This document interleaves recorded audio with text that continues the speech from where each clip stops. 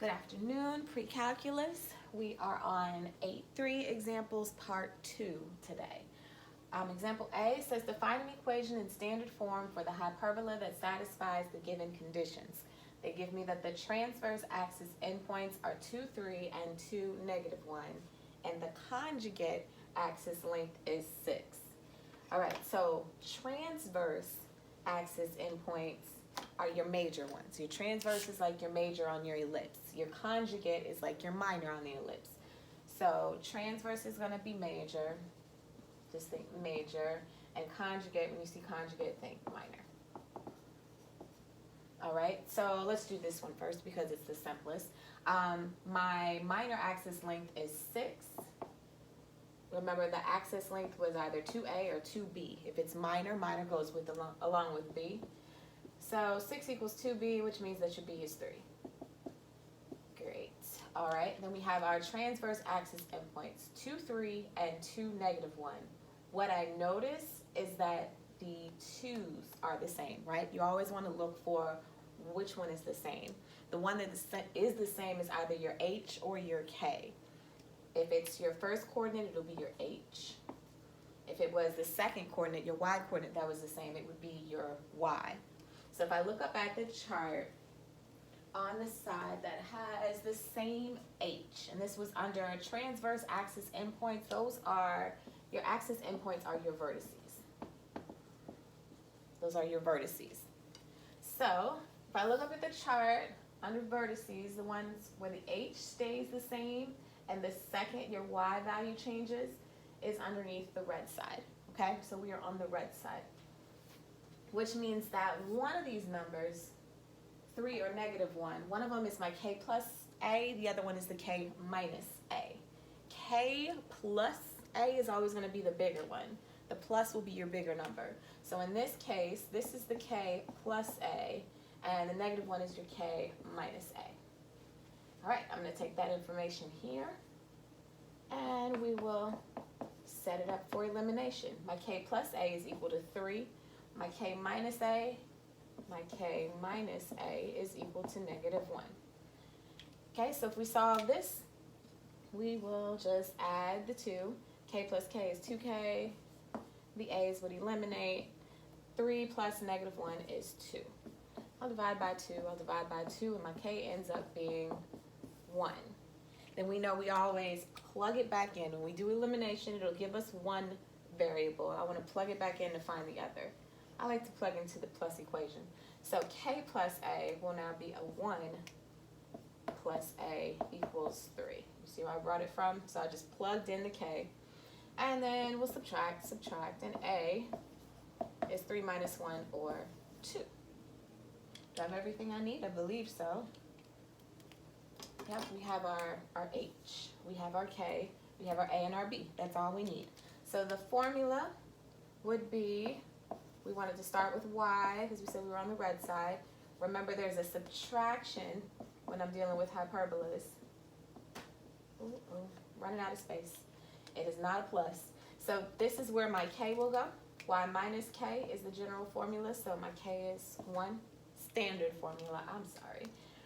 H always goes with the X.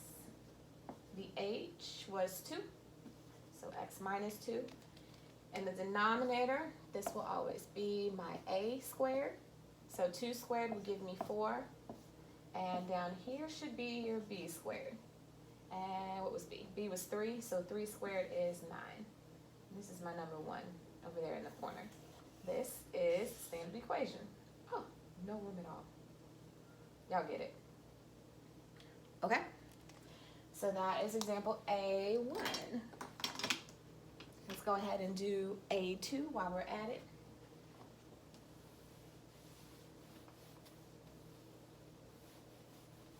All right, so the question is the same for all of A. I want the standard equation. I'm just giving you different pieces of information.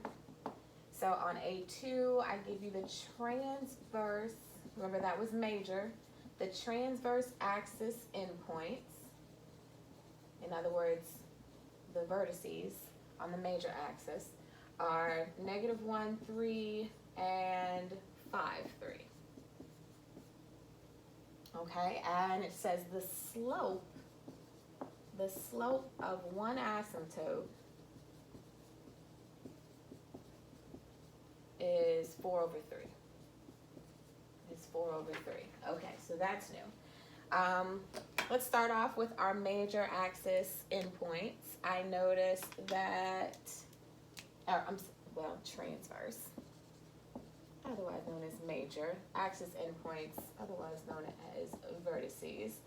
All right, I have -1, 3, and 5, 3. So this time it's the second coordinate that stays the same.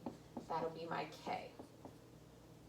Okay, and that happens on the blue side, where your K stays the same under your vertices. That happens underneath the x squared one. So that means that my first coordinate, one of them is the h plus a, the second one is the h minus a.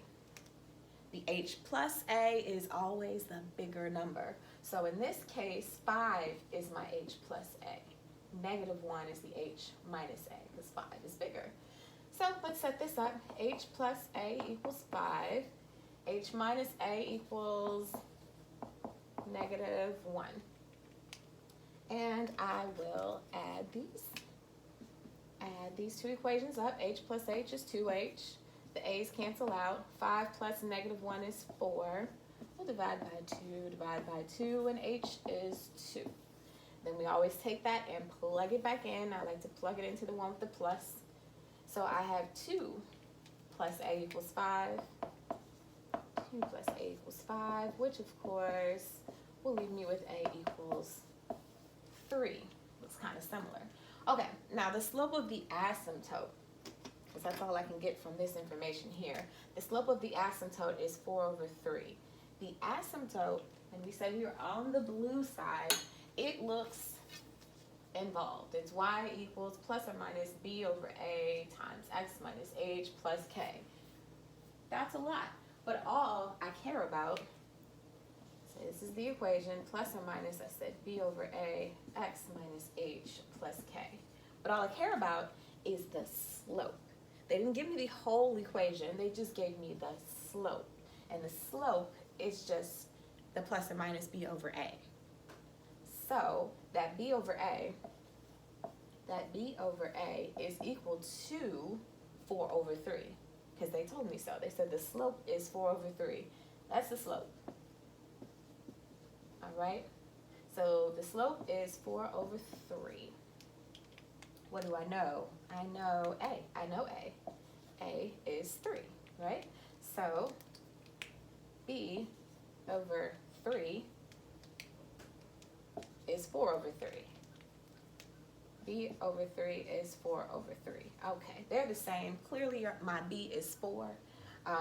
If this was a different number, if they didn't match up like this, technically what you would want to do is cross multiply. So you would say that 4 times the 3 equals 3 times the B. 12 equals 3B. You divide by 3, and B would be 4.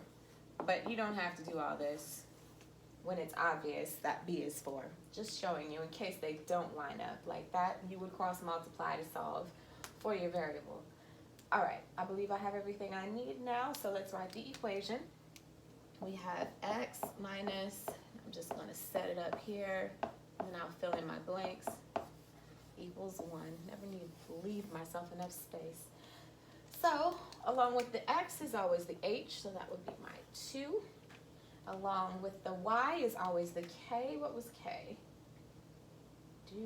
K from the very beginning. K was 3. All right, that's my k. My k is 3. And then on the bottom, we always have our a squared first. So 3 squared, it's my a squared. 3 squared would be a 9 in the denominator there. And over here should be my b squared. B was 4, so 4 squared would give me 16. And that would be my equation in standard form.